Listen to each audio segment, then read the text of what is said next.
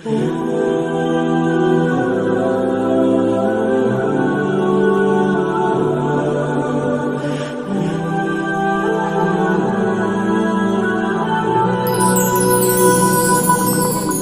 আলাইকুম রহমতুল্লাহি আবারকাতুহু।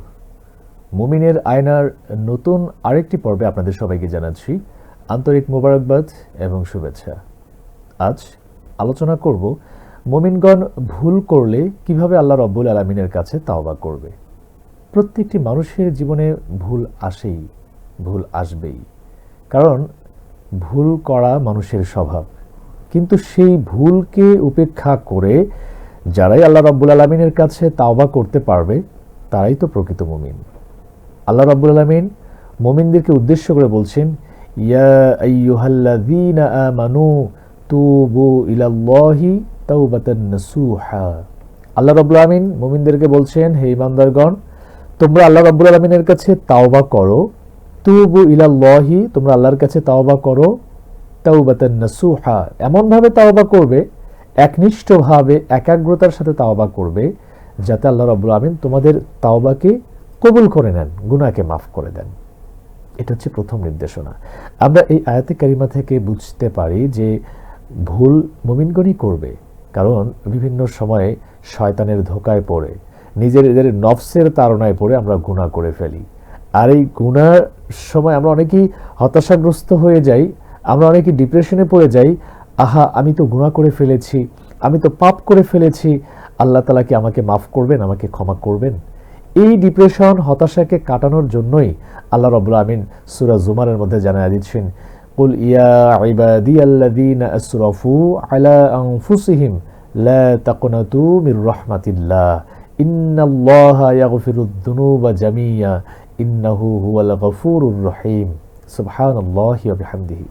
আল্লাহ রাব্বুল আলামিন জানাচ্ছেন, হে নবী, আপনি আমার বান্দাদেরকে জানিয়ে দিন, যারা নিজেদের নফসের তাড়নায় পড়ে গুনাহ করে ফেলেছে, নিজেদের সাথে জুলুম করেছে, গুনাহ করে ফেলেছে, লা তাকুনাতু মির রাহমাতিল্লাহ, তারা যেন হতাশাগ্রস্ত হয়ে না যায়, তারা যেন বিষাদগ্রস্ত হয়ে না যায়, তারা যেন ডিপ্রেশনে পড়ে না যায়, বরং তারা কি করবে?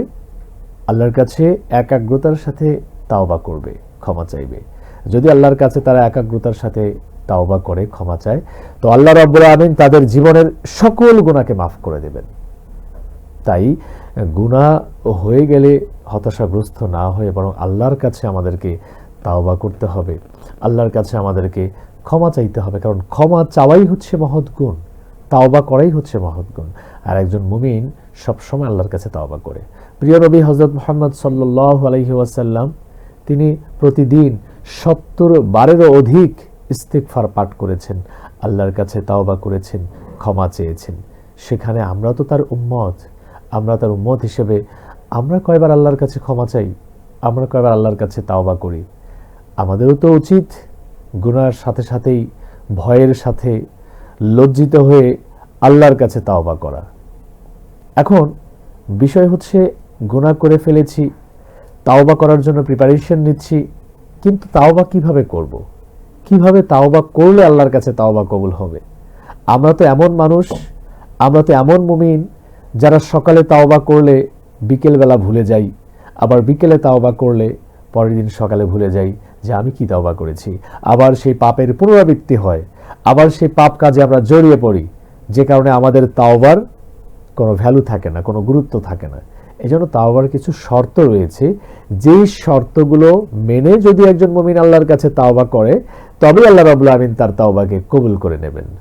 তো প্রথম যে শর্ত, সেটি হচ্ছে আমাকে আগে পাপ কাজ, অন্যায় কাজকে বর্জন করতে হবে। এটি হচ্ছে প্রথম বিষয়। তার মানে একজন মুমিন যখন সে সিদ্ধান্ত নেবে আমি আল্লাহর কাছে তাওবা করব, আমি আল্লাহর কাছে ক্ষমা চাইব, আমি নিজেকে সংশোধন করতে চাই, তখন আমার কাজ হচ্ছে সকল পাপকে বর্জন করা, সকল প্রকার অন্যায়কে বর্জন করা, সকল প্রকার গুনাহ থেকে নিজেকে মুক্ত রাখা। এটি হচ্ছে তাওবার প্রথম শর্ত। এরপরে বিগত জীবনে আমি তাওবা করেছি, বিগত জীবনে আমি পাপ কাজ করেছি, গুনাহ করেছি, এই জন্য আমাকে অনুতপ্ত হতে হবে। দ্বিতীয় নম্বর হচ্ছে অনুতপ্ত হওয়া। কারণ আমি যদি অনুতপ্ত হতে না পারি আমার অতীত জীবনের গুনার জন্য, আমি যা করলাম এখন আর করব না, বিষয়টা এরকম নয়। আমি অতীতে যা করেছি, অতীতে আমার জীবনে যা হয়েছে, all everything in my life, আমার জীবনের সব কিছুকে এক সাইডে রেখে অনুতপ্ত হয়ে আল্লাহর কাছে তাওবা করতে হবে। এবার আসুন, কমিটমেন্টের প্রশ্ন রয়েছে। তৃতীয় নাম্বার হচ্ছে দৃঢ় প্রতিজ্ঞাবদ্ধ হতে হবে, অঙ্গীকারবদ্ধ হতে হবে যে আমি আমার জীবনে আর কখনো গুনাহ করব না। এই অঙ্গীকার নামা নিয়েই আল্লাহর কাছে তাওবা করতে হবে।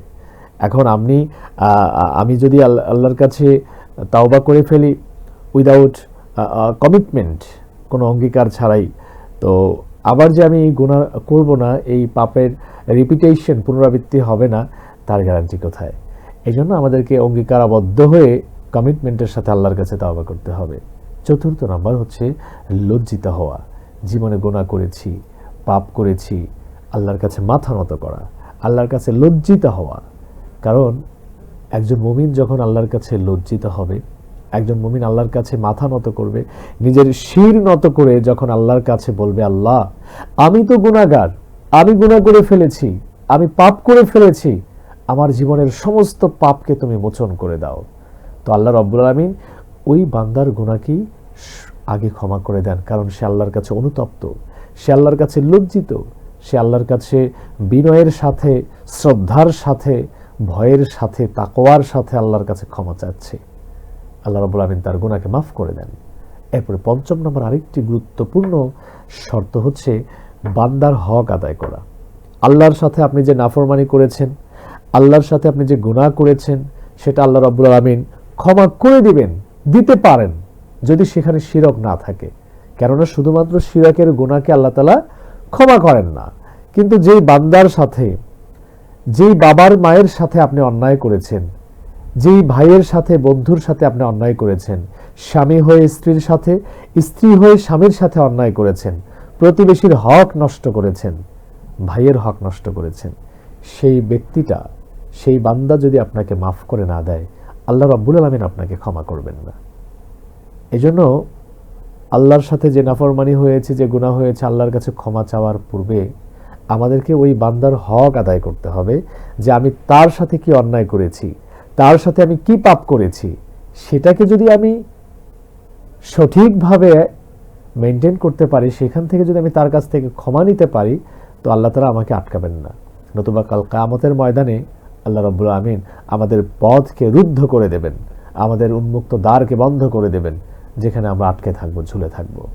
আপনি জীবনে যত ভালো কাজ করেন না কেন, জীবনে আপনি যত ভালো কাজের সাথে সংযুক্ত থাকেন না কেন, যদি আপনার জীবনের কোনো একটি পর্যায়ে কোনো একজন বান্দার হক, মুমিন বান্দার হক আপনি নষ্ট করে থাকেন, তাহলে সবার আগে সেই হকটা আদায় করতে হবে, সেই হকটাকে আদায় করতে হবে।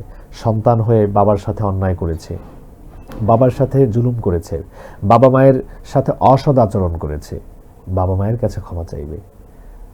কিংবা স্ত্রী স্বামীর সাথে অন্যায় করেছে, স্বামীর সাথে অসৎ আচরণ করেছে, স্বামীর কাছে ক্ষমা চাইবে।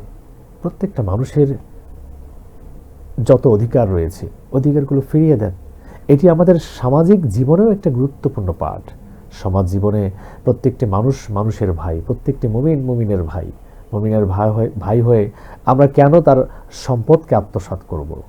এটা হচ্ছে মুনাফিকের পরিচয়। কারণ মুনাফিক সেই ব্যক্তি যারা কথায় মিথ্যা বলে, যারা ওয়াদা করলে ভঙ্গ করে এবং যারা আমানতের খেয়ানত করে।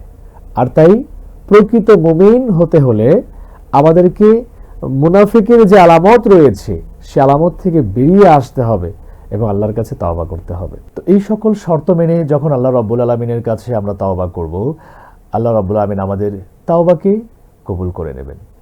এখন প্রশ্ন হলো, আমরা কখন তাওবা করব?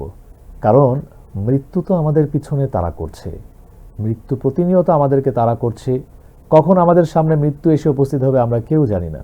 এজন্য আল্লাহ তাআলা বলছেন, ওয়া আনিবু ইলা রাব্বিকুম ওয়া আসলিমু লাহু মিন ক্বাবলা আইয়াতিয়াকুমুল আযাব সুম্মা লা তুনসারুন।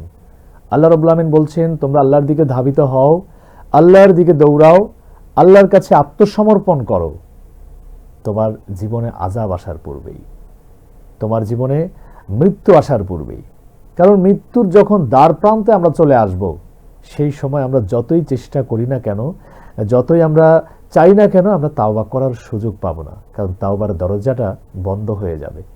এই তাওবার দরজা যখন বন্ধ হয়ে যাবে, যখন আমাদের পঞ্চ ইন্দ্রিয় কাজ করবে না, যখন আমাদের হাত পা কাজ করবে না, তখন কেন আমরা চাইলেও আর তাওবা করতে পারবো না।